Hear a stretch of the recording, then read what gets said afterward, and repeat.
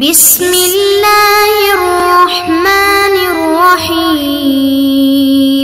السلام علیکم معزز طلباء کرام، آپ سب کیسے ہیں؟ آج ہم مؤطا امام محمد کے سبق نمبر 330 کو پڑھیں گے۔ آج کے ہمارے سبق کا عنوان ہے بیع میں شرکت کرنے کا بیان۔ آج کے ہمارے سبق کی اندر جو ہے وہ ایک طویل حدیث پاک اور اس کے بعد امام محمد رحمۃ اللہ علیہ نے جو مسلک احناف کو بیان کیا ہے وہ پڑھیں گے، اور اس پر جو کلام ہوگا وہ کر کے ہماری گفتگو مکمل ہو جائے گی۔ باب ہے باب الشرکت فی البیع، کہ بیع میں شرکت کے حوالے سے باب۔ حدیث پاک ہے اخبرنا مالک اخبرنا العلاء بن عبد الرحمن بن یعقوب ان اباہ اخبرہ قال اخبرنی ابی قال كنت ابيع البز في زمان عمر بن الخطاب وان عمر قال لا يبيعه في سوقنا اعجمي فانهم لم يفقهوا في الدين ولم يقيموا في الميزان والمكيال۔ قال يعقوب فذهبت الى عثمان بن عفان فقلت له هل لك في غنيمة باردة؟ قال ما هي؟ قلت بز قد علمت مكانه يبيعه صاحبه برخص لا يستطيع بيعه أشتريه لك ثم أبيعه لك؟ قال نعم۔ فذهبت فصفقت بالبز ثم جئت به فطرحت في دار عثمان، فلما رجع عثمان فرأى الحكومة في داره قال ما هذا؟ قالوا بز۔ جاء به يعقوب قال ادعوه لي فجئت فقال ما هذا؟ قلت هذا الذي قلت لك۔ قال أنظرته؟ قلت كفيتك ولكن رابه حرس عمر۔ قال نعم۔ فذهب عثمان إلى حرس عمر فقال إن يعقوب يبيع بزي فلا تمنعوه۔ قالوا نعم۔ فجئت بالبز السوق فلم ألبس حتى جعلت ثمنه في مزود، وذهبت إلى عثمان وبالذي اشتريت البز منه فقلت عد الذي لك فاعتده وبقي مال كثير۔ قال فقلت لعثمان هذا لك أما إني لم أظلم به أحدا؟ قال جزاك الله تعالى خيرا وفرح بذلك۔ قال فقلت أما إني قد علمت مكان بيعها مثلها أو أفضل؟ قال وعائد أنت؟ قال قلت نعم إن شئت۔ قال قد شئت۔ قال فقلت فإني باع خيرا فأشركني؟ قال نعم بيني وبينك۔ یہ ایک طویل حدیث پاک تھی جس کا ترجمہ یہ ہے کہ امام محمد رحمۃ اللہ علیہ آپ فرماتے ہیں کہ امام مالک رحمۃ اللہ علیہ نے ہمیں خبر دی ہے کہ وہ فرماتے ہیں کہ اللہ بن عبد الرحمن بن یعقوب نے ہمیں بیان کیا کہ ان کے والد نے ان سے روایت کیا کہ میں حضرت عمر فاروق اعظم رضی اللہ تعالیٰ عنہ کے زمانے میں کپڑا بیچا کرتا تھا، اور حضرت عمر فاروق اعظم رضی اللہ تعالیٰ عنہ نے حکم دیا کہ ہمارے بازار میں اجنبی لوگ نہ بیچا کریں، کیونکہ وہ دین کے حوالے سے سمجھ بوجھ نہیں رکھتے، مسائل ان کو معلوم نہیں ہیں، تو وہ دین کے مسائل نہیں سمجھتے، نہ ہی وہ ناپ تول کو صحیح رکھتے ہیں۔ تو یعقوب نے کہا کہ میں عثمان غنی رضی اللہ تعالیٰ عنہ کے پاس گیا اور ان سے کہا کہ تم کو ایک مفت کا فائدہ منظور ہے؟ آپ رضی اللہ تعالیٰ عنہ نے فرمایا کہ وہ کیا ہے؟ تو میں نے کہا کہ کپڑا ہے، اور میں جانتا ہوں کہ اس جگہ کو کہ جہاں اس کا مالک سستے داموں فروخت کرتا ہے، کیونکہ وہ اجمی ہے، اور حضرت عمر رضی اللہ تعالیٰ عنہ نے اجمی کو بازار میں فروخت کرنے سے منع کیا ہے، اس واسطے وہ بازار میں نہیں بیچ سکتا، اگر آپ اجازت دیں تو میں آپ کے لیے خرید کر بیچ ڈالوں۔ تو انہوں نے فرمایا ہاں۔ پھر میں نے جا کر سودا کر لیا، اور وہاں سے اٹھوا کر حضرت عثمان غنی رضی اللہ تعالیٰ عنہ کے گھر رکھوا دیا۔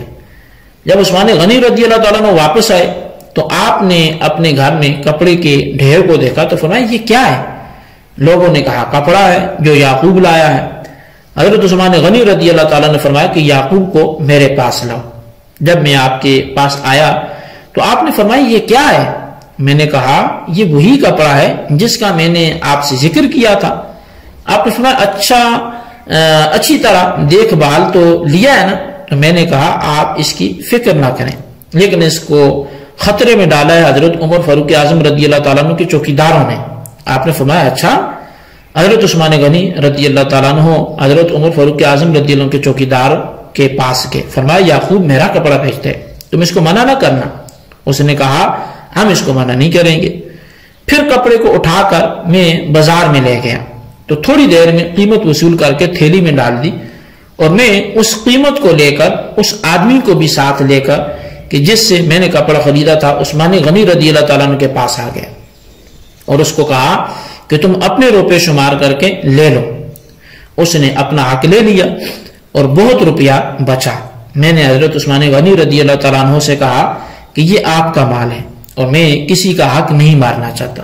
عثمان غنی رضی اللہ تعالیٰ عنہ نے فرمایا خدا تعالی تمہیں اچھی جزا دے، اور وہ بہت خوش ہوئے۔ اور پھر میں نے کہا اس کے بیچنے کی جگہ اس جیسی یا اس سے بھی اچھی جانتا ہوں۔ حضرت عثمان غنی رضی اللہ تعالیٰ عنہ نے فرمایا کہ تمہارا دوبارہ یہ کام کرنے کا خیال ہے؟ میں نے کہا ہاں اگر آپ اجازت دیں۔ آپ نے فرمایا میں نے اجازت دی۔ تو یعقوب رضی اللہ تعالیٰ عنہ فرماتے ہیں اگر آپ مجھے شریک کر لیں تو میں نیکی کو طلب کرنے والا ہوں۔ تو عثمان غنی رضی اللہ تعالیٰ نے فرمایا میرے اور تیرے درمیان شراکت ہوئی نصف نصف کی، یعنی جو نفع ہے وہ آدھا آدھا بٹے گا۔ قال محمد وبهذا نأخذ لا بأس بأن يشترك الرجلان في الشراء بالنسيئة وإن لم يكن لواحد منهما رأس مال على أن الربح بينهما والوديعة على ذلك قال وإن ول الشراء والبيع أحدهما دون صاحبه ولا يفضر واحد منهما صاحبه في الربح فإن ذلك لا يجوز أن يأكل أحدهما ربح ما ضمن صاحبه وهو قول أبي حنيفة والعامة من فقهائنا رحمهم الله تعالى۔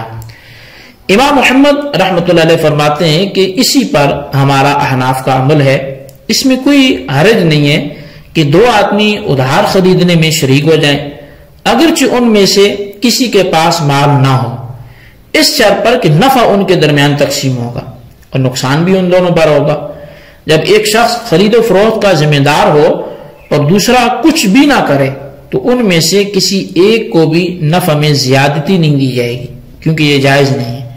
اس لیے ان میں ایک اس نفع کو کھائے کہ ضامن ہو اس کا دوسرا۔ یہی قول امام اعظم امام ابو حنیفہ اور ہمارے عام فقہائے کرام کا ہے۔ دوبارہ جی اب یہ اس باب میں امام محمد رحمۃ اللہ علیہ ایک اثر کو لائے ہیں جس کا مفہوم یہ ہے کہ اجمی لوگ بازار میں خرید و فروخت کرتے تو دینی مسائل میں پوری طرح سوجھ بوجھ نہ رکھنے کی وجہ سے ناپ تول کا صحیح خیال نہ کرتے، جبکہ قرآن و حدیث میں چونکہ ناپ تول کے صحیح ہونے کی سخت تائید آ چکی ہے اور اس کو صحیح نہ رکھنے والے کے لیے سخت ترین وعید بھی آ چکی ہے، جبکہ سابقہ انبیاء کرام میں شعیب علیہ السلام کے زمانے میں ان کی قوم نے اسی پر عمل نہ کیا تھا تو وہ تباہ بھی ہو گئے۔ اس حکم کو ملحوظ رکھتے ہوئے حضرت عمر فاروق اعظم رضی اللہ تعالی عنہ نے اجمیوں کو خرید و فروخت سے منع کر دیا۔ تو یعقوب کہتے ہیں کہ میں نے عثمان غنی رضی اللہ تعالیٰ کے پاس میں گیا اور عرض کی کہ اگر آپ کو مفت کا فائدہ منظور ہو تو میں آپ کو وہ فائدہ کا مشورہ دے دوں۔ تو انہوں نے فرمایا کہ وہ کیا ہے؟ تو یعقوب رضی اللہ تعالیٰ عنہ کہتے ہیں کہ میں نے ان کو عرض کیا کہ ایک اجمی کے پاس کپڑا ہے وہ بازار میں بیچ نہیں سکتا، کیونکہ حضرت عمر فاروق اعظم رضی اللہ تعالیٰ عنہ نے اجمیوں کو خرید و فروخت سے منع کیا ہوا ہے۔ تو عثمان غنی رضی اللہ تعالیٰ عنہ نے اس کو اجازت دے دی، لہٰذا یعقوب رضی اللہ تعالیٰ عنہ نے اس اجمی سے کپڑا خریدا، پھر بازار میں اس کو کئی گنا قیمت میں بیچا اور تمام دراہم ایک تھیلی میں ڈالے، پھر اس اجمی کو بھی ساتھ لیا جس سے کپڑا خریدا تھا۔